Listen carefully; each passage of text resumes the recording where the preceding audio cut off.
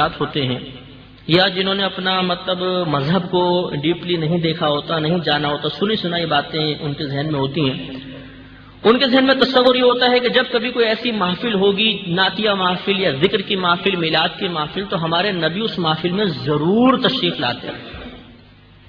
یا ایک کانسیپٹ ہوتا ہے کہ ہم کہتے ہیں یا رسول اللہ، اس کا مطلب ہے کہ ہمارے نبی ہر جگہ موجود ہیں، یہاں بھی ہیں، یہاں بھی ہیں، یہاں بھی ہیں، تو ہم نبی قریب سے پکارتے ہیں یا رسول اللہ۔ یہ ہمارا خیال نہیں۔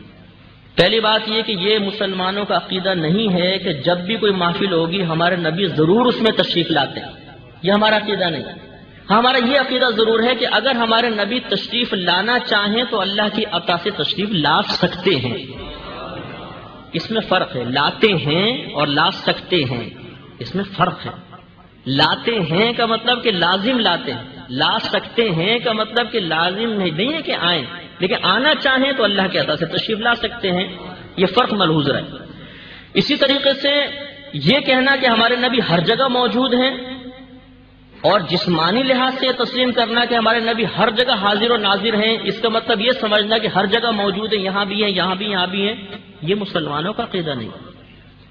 ہمارا عقیدہ یہ ہے، مسلمانوں کا عقیدہ یہ ہوتا ہے کہ ہمارے نبی کریم صلی اللہ علیہ وسلم مدینہ منورہ میں اپنی قبر انور میں اسی طریقے سے حیات ہیں جیسے آج سے 1500 سال پہلے دنیا میں تشریف فرما تھے۔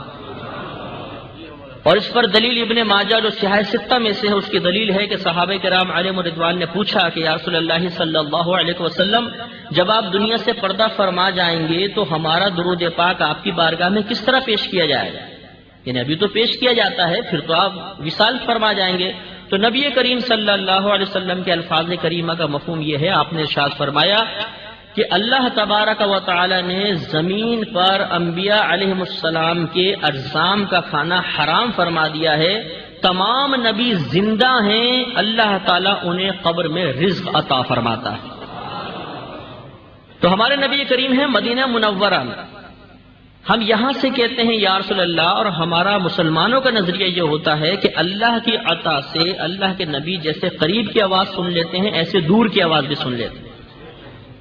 تو اب یہ مطلب جو مسلمانوں کا ایک نظریہ ہے کہ ہمارے نبی مدینہ منورہ میں ہماری آواز کو سن لیتے ہیں، کیا یہ نظریہ رکھنا شرک تو نہیں؟ ہم غور کرتے ہیں۔ تو پہلی بات یہ کہ بھئی اعتراض یہ ہوتا ہے، دیکھیں اللہ تعالیٰ دور کی آواز سن سکتا ہے، دور و نزدیک کی، نبی قریب کی آواز تو سن سکتا ہے، دور کی آواز اگر آپ نے سننا تسلیم کر لیا تو یہ تو شرک ہو جائے گا۔ تو اس کا دو طرح ہی جواب دیا جاتا ہے۔ ایک جواب تو یہ ہے کہ اللہ تبارک و تعالی دور کی آواز سنتا ہی نہیں ہے۔ وہ کیسے؟ وہ اس لیے کہ اللہ تعالیٰ کو پہلے آپ یہ ثابت کریں کہ وہ کسی شے سے دور ہے، بتائیں وہ چیز لے کر آئیں جس سے اللہ تعالیٰ دور ہو۔ تو اللہ تعالیٰ تو کسی مخلوق سے دور ہے ہی نہیں، وہ تو ہماری سہارک سے زیادہ قریب ہے۔ تو اللہ تعالیٰ تو فقط قریب کی آواز سنتا ہے، دور کی آواز سننا فقط نبی کا خاصہ ہو سکتا ہے۔ جو یہ کہے کہ اللہ تعالیٰ دور کی آواز سنتا ہے، پہلے وہ یہ ثابت کرے کہ اللہ دور ہے، اور یہ ثابت نہیں کر سکتا۔ ہاں شاید جس کا رب دور ہوگا وہ پکارتا ہوگا، ہمارا رب تو بہت نزدیک ہے، وہ تو شہرک سے زیادہ قریب ہے۔ ہاں ہمارے نبی جسمانی لحاظ سے ہم سے دور ہیں، روحانی اعتبار سے ہمارے قلب میں ہیں، جسمانی اعتبار سے دور ہیں، تو نبی کو دور سے پکارا جائے گا، اللہ تعالیٰ کو نہیں۔ ایک جواب تو یہ ہے۔ اور دوسرا برسبیل تسلیم، چلے ہم تسلیم کر لیتے ہیں کہ جو ہم جس کو دور کی آواز کہہ رہے ہیں وہ اللہ تعالیٰ سن لیتا ہے، مان لیں۔ تو پھر اب یہی بات کہ اب ہم یہ دیکھیں گے کہ نبی کریم کا دور سے سننا یہ بھی ایک صفت ہے، اللہ تعالیٰ کا دور سے سننا یہ بھی ایک صفت ہے، ان میں کوئی فرق بھی ہے کہ نہیں ہے؟ تو وہی تین فرقوں سے شرک جڑ سے اکھڑ جائے گا کہ اللہ تبارک و تعالیٰ کا دور سے سننا ذاتی، نبی کا عطائی، اللہ کا لامحدود، نبی کا محدود، اللہ کا غیر فانی، نبی کا فنا پذیر ہو سکتا ہے۔ تو اب آپ یہ بتائیے کہ پھر یہ شرک کیسے رہا؟ اچھا میلاد مصطفیٰ منائی 12ویں شریف، کیا یہ شرک ہے کہ نہیں؟ تو اب آپ خود غور کریں کہ میلاد پاک میں تو شرک کا شائبہ ہو ہی نہیں سکتا۔ شرک تو اس صورت میں ہو جب اللہ کے لیے بھی پہلے میلاد مان لیں۔ اللہ کی میلاد ہو سکتی ہے؟ میلاد تو اس کی ہے جو پہلے نہیں تھا پھر وجود میں آیا. ہمارے نبی پہلے کائنات میں نہیں تھے، ازلی ذات فقط اللہ تعالیٰ کی ہے. پھر اللہ نے اپنے حبیب کریم صلی اللہ علیہ وسلم کو پیدا فرمایا. تو میلاد تو اسی کی منائی جائے گی جو پیدا ہوا. تو اگر معاذ اللہ اللہ تعالیٰ بھی پیدا ہوتا اور پھر ہم نبی کا میلاد مناتے تو کہیں جا کے شرک ایک شائبہ ہو سکتا تھا کہ دیکھو جی اللہ بھی پیدا ہوا، نبی بھی پیدا ہوئے، تو اللہ کا میلاد بھی منا رہے اور نبی کا میلاد تو شرکت ہو گئی.